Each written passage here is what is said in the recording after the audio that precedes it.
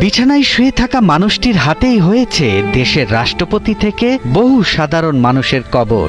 এখন পর্যন্ত ৩০৫৭টি কবর খুঁড়েছেন তিনি। নিঃস্বার্থভাবে বহু গরিব যাদের দাফন কাফনেরও সাধ্য ছিল না, সেজন্যও করেছেন সহযোগিতা। আর এই কাজে তার সঙ্গে ছিল বাহাদুর নামের পোষা ঘোড়াটি। যেখানেই যেতেন ঘোড়া বাহাদুরকে নিয়ে ছুটতেন তিনি। অথচ মনু মিয়ার সেই বাহাদুরকেই দুর্বৃত্তরা শেষ করে দিয়েছে।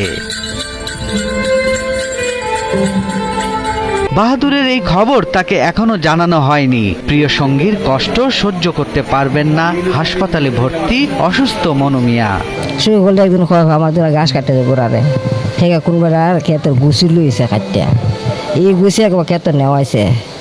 আমি হারাম মাল খাই না, আমার গোড়ারও হারাম মাল খাওয়াতাম না। আর গোড়াটা ডেইলি একটা সাবান আনবো 60-70 টাকা দিয়া।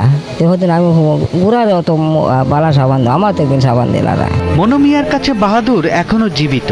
কান্না জড়িত কণ্ঠে বলছেন, বাহাদুর শুধু একটা প্রাণী না, সে জীবনের সঙ্গী। ওর সঙ্গেই আমি প্রতিটি কবরস্থানে গেছি। মার যাই নৌকো দিয়া, আর 6 মাস যাই